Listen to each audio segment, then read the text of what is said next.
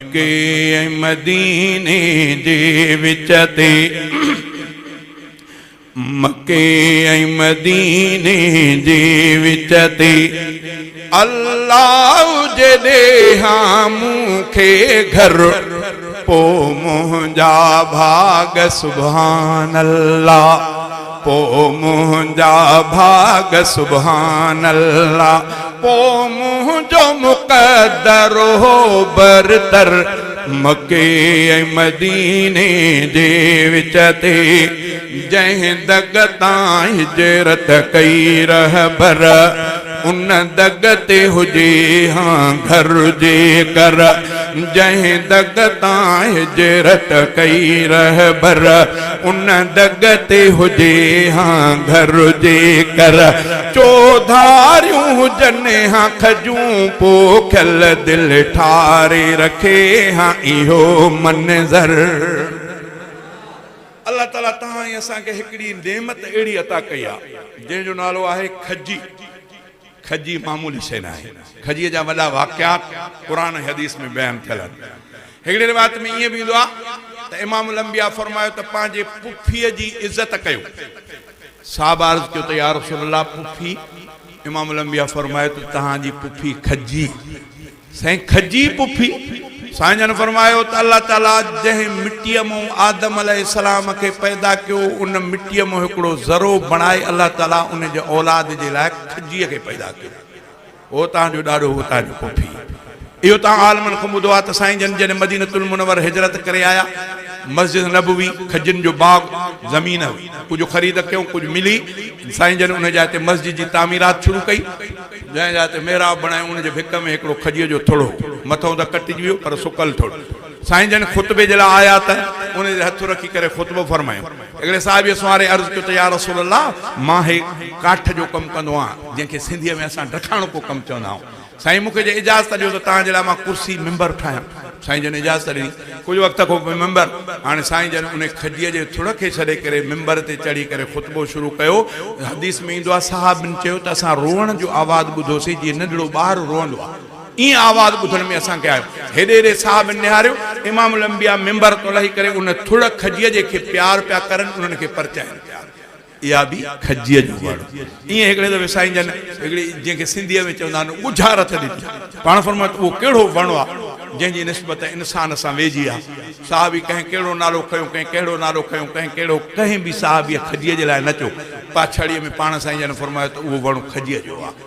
खजीअ जो अॻिते हली करे हज़रत अब्दुल्ला बिन उमर रज़ी अल्लाह ताला अन्हुमा सोणे उमर पंहिंजे पीउ खे चवंदा बाबा मुंहिंजी दिलि चवे पई त मां चवां त इहो खजीअ जो वणु आहे पर तव्हां वॾा जो सभई ख़ामोश थी वियो त पोइ मां वॾनि जे अदब जे करे न चयुमि पर मुंहिंजी दिलि घुरे पई।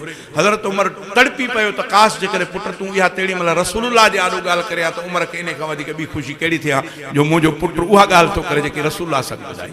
बहरहाल उहा खजीअ जूं खोड़ निस्बतूं अलाह खां दुआ ताला तॾहिं त असांजे बुज़ुर्गान दीन में खजीअ जो वॾी अदब ऐं एहतराम आहे। ईअं बि रिवायत में ईंदो आहे जॾहिं इमामुल अंबिया उहद जे मैदान ते साईं जन जो ॾंदु मुबारक माना साईं जन जो शहीद थियो ज़ख़्मी थी पिया त उहो जेको ज़ख़म थी पियो उहो रतुम उन मां न पई बंदि थिए।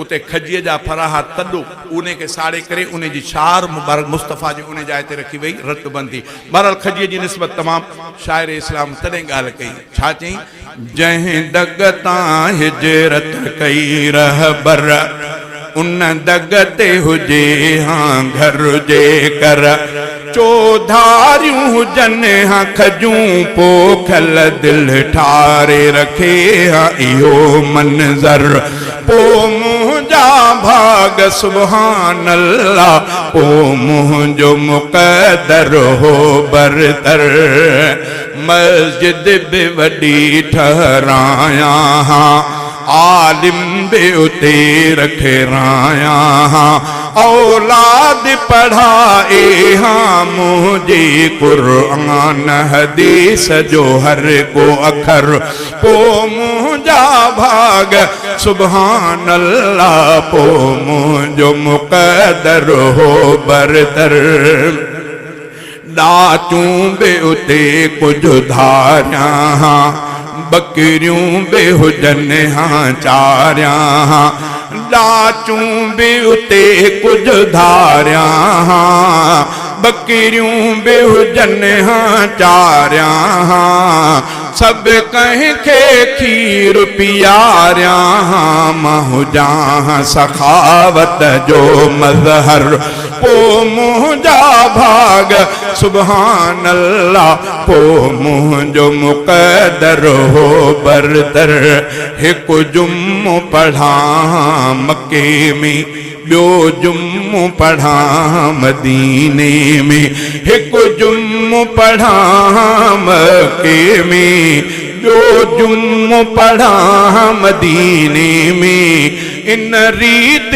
महीने जा जुम्मा कॾहिं हेॾे सफ़र कॾहिं होॾे सफ़र इन रीत महीने जा जुम्मा कॾहिं हेॾे सफ़र कॾहिं होॾे सफ़र पो मुंहिंजा भाग सुभान अल्लाह पो मुंहिंजो मुक़दर हो बरदर रमज़ान जा रोज़ा रखां सभई हर मन में वञी खोलियां सभई रमज़ान जा रोज़ा रखां सभई हर मन में वञी खोलियां सभई कुझु काबे शरीफ़ अॻियां वेही कुझु आॾो हुजे रोज़ो अतहर कुझु काबे शरीफ़ अॻियां वेही कुझु आॾो हुजे रोज़ो अतहर पो